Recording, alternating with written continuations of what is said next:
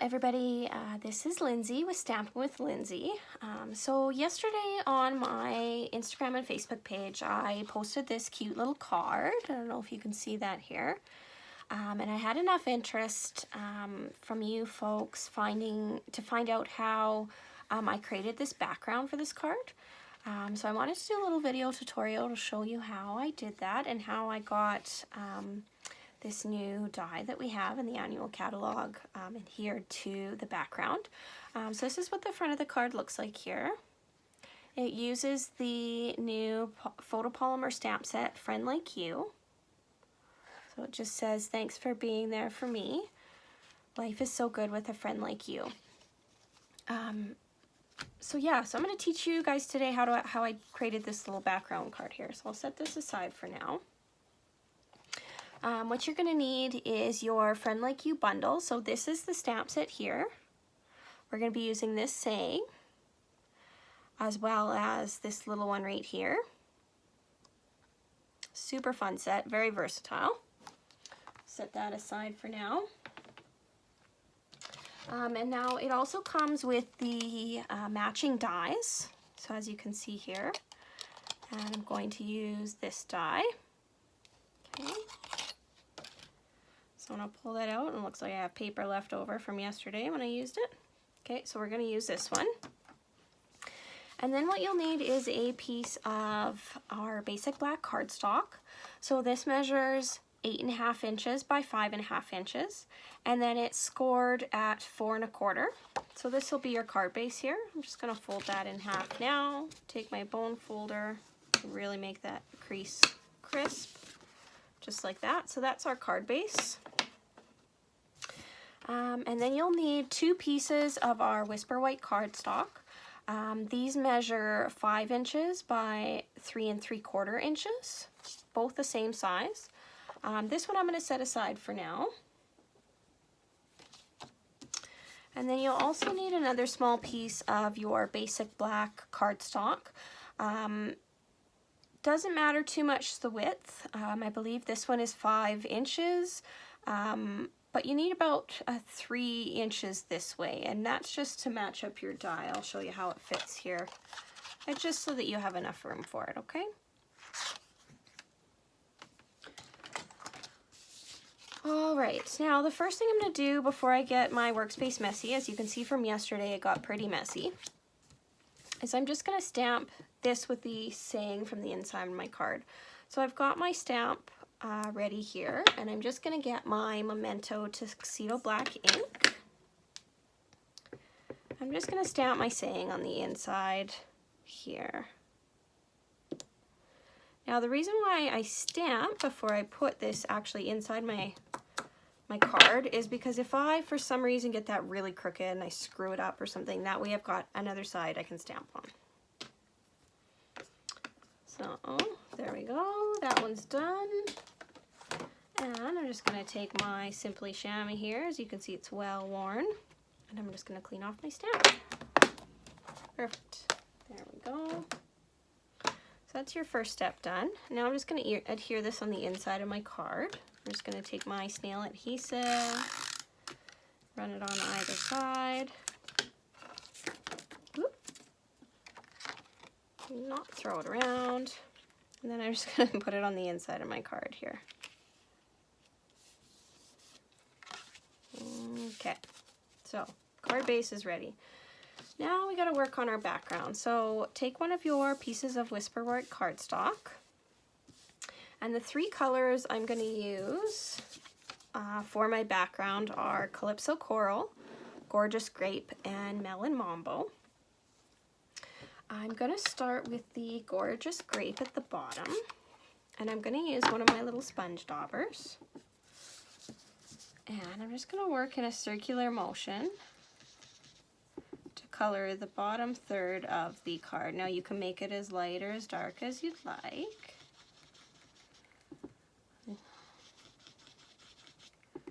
And sorry, I'm probably shaking my table and the camera right now. And it doesn't have to be even actually, because the more uneven it is, the more unique it looks and the more like a sky that it imitates. So I'm just going to keep going over it until I'm happy with how that looks.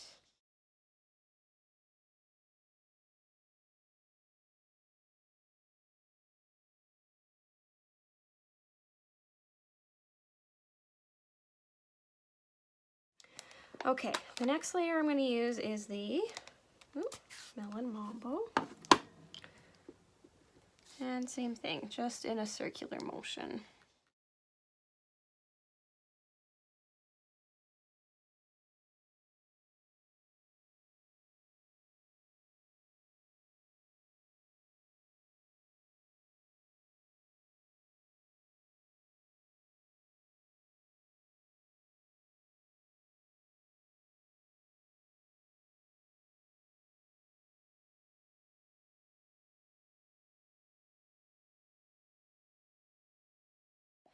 Last color I'm going to use is Calypso Coral.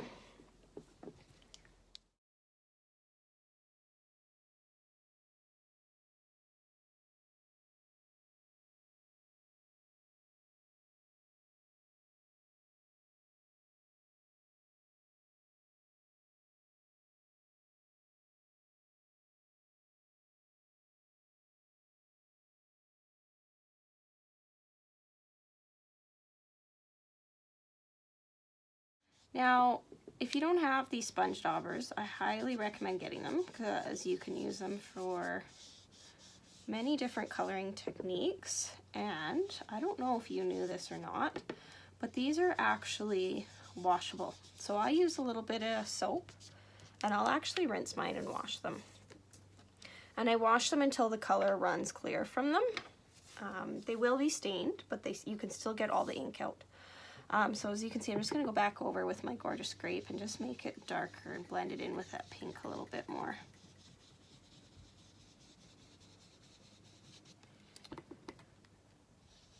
But yeah, so I do reuse mine all the time. I tend to, after I wash them, I'll use them with the same group, for example. So I'm going to use this one as my purple dauber. And when I'm done, I'll wash it, and I wouldn't hesitate to, once it's washed, use it with like my Highland Heather, for example, which is in another purple, so in the same color family. I definitely try to keep your daubers though, you know, like pink for pink and blue for blue, that kind of thing. I'm just gonna add a little bit more pink in here. And yeah, so you basically keep doing this until you're happy with your blending. Blend all three colors together there. Okay, so I think I'm happy with that. So I'm just gonna put my ink pads away because I won't need them anymore.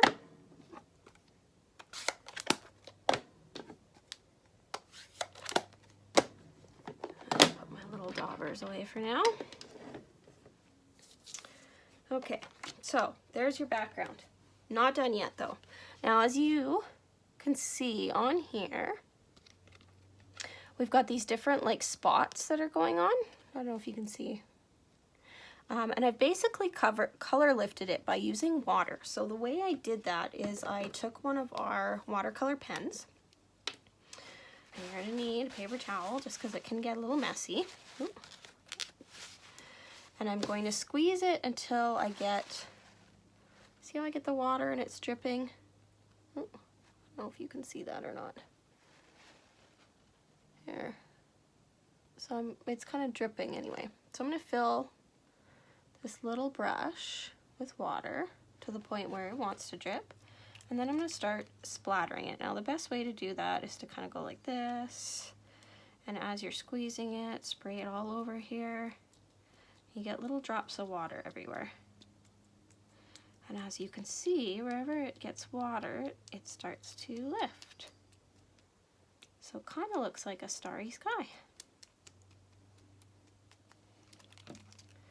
There you go. So I don't know if you can see that here. See how it's lifting in spots, so it's not even? How cool is that? And just by sprinkling water on it. Now, I want this to dry right away, so usually I'd set this aside and let it dry, but I'm going to take my embossing heat tool actually and just dry it, so bear with me one moment.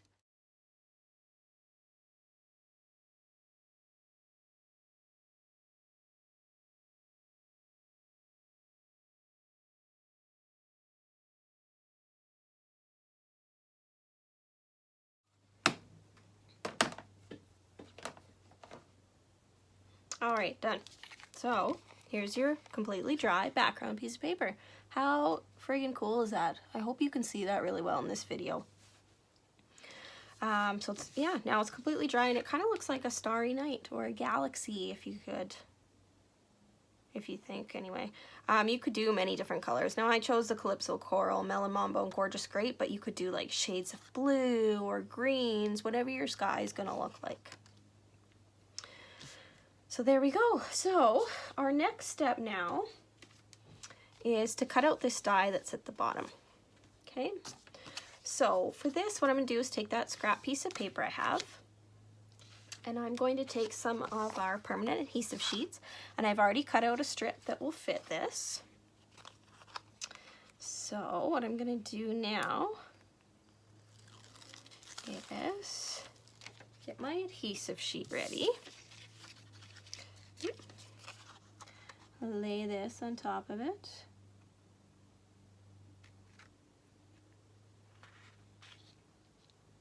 Just like that.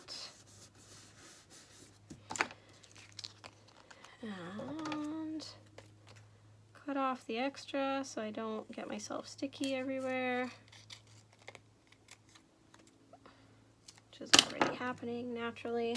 Put that in my little garbage I have here. Yes, I'm already getting myself sticky with adhesive. Okay, so anyway, here we go. So I've got my adhesive sheet on the back. Now the reason why I did that is because this is such a delicate die and I want the whole thing to adhere to my sheet here, okay? So I'm just gonna take this and run this through the Big Shot. Right back. And it looks like this cut all the way out. Okay, so now I'm just gonna take my die off of here and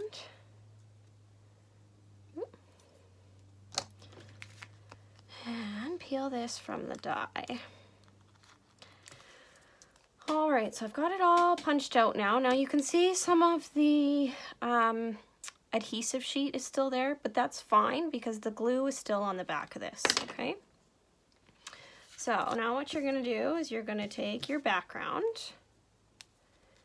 and you're gonna peel off, if I can get my nail under there, yep. So now you're gonna peel off the adhesive backing. I don't know if you can see there, but you've actually got the adhesive left on your die. See how that is? So now the whole thing is sticky. See? Okay. So now I'm going to line this up. Now I think I want it taller, so I'm going to line it up in the perfect corner. Line it up here. Just like so. Run my die all the way along the bottom. Okay. And I'm just going to take my scissors and just cut off the little bit extra. This is why it didn't really matter how long your piece of paper was, because you can trim it to fit your background piece. So I'm just going to throw that in the garbage. So press the bottom down, and now what I'm going to do is run up from the bottom and push my dies down. Now I like using these adhesive sheets because you could use your mono multi-glue to glue on the back of this die, but you'll also make a big mess doing that. So this way I've got it on here without making a horrible mess. Like, look how easy that was to get that on there. Okay, next thing I'm going to do is stamp my saying in the top here. So I've got my stamp ready. I'm going to get my Memento black ink again. Get get my stamp inked up nice and good.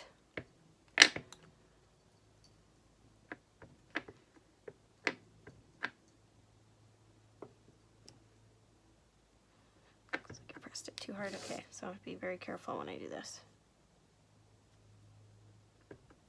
There we go. Okay. So line it up how I want it and stamp.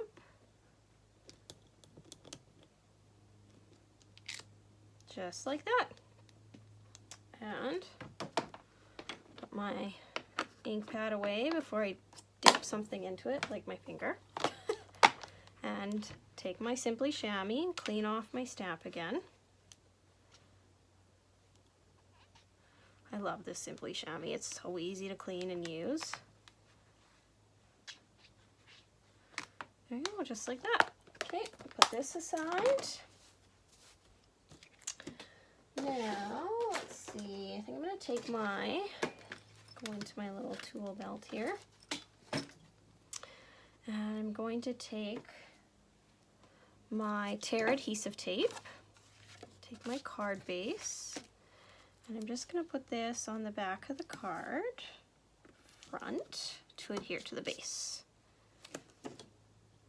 Now the reason why I use the tear tape is because when you add water to paper, it tends to make it a little wrinkly, and I find that the tear tape holds it down better onto your card base. So I'm just going to use my Take Your Pick tool to remove all the backing. I absolutely love this tool. I have fake nails, as you can see, and it doesn't always make it easy for me to pick things up. So the Take Your Pick tool actually replaces the fact that I'm missing natural fingernails. Got a little hair there. Okay, just like that. Perfect, almost done. I just want to add some jewels. So I'm going to take my jewel sheet here, my Take Your Pick tool. Just kind of place a few around. Just like so. I'll put one more here. Like over here. Done. There you go. There you have it. Isn't that gorgeous? I think this is probably my new favorite technique, this background. I'm going to have to play with it some more. And I highly recommend, if you get the Friend Like You bundle, to pick up a pack of these adhesive sheets as well, because it makes it a lot easier for you to adhere your dies to your paper. Unless you want them popped up, that's totally fine. But for this type of card, I wanted it to lay flat. Anyway, so there you go. There's your card. Comment below, let me know what you think, and hit me up with any questions you might have. I do answer emails both on YouTube or Facebook. You can send me a direct message if you don't want anybody else to see it. Thanks so much, everybody, and happy stamping!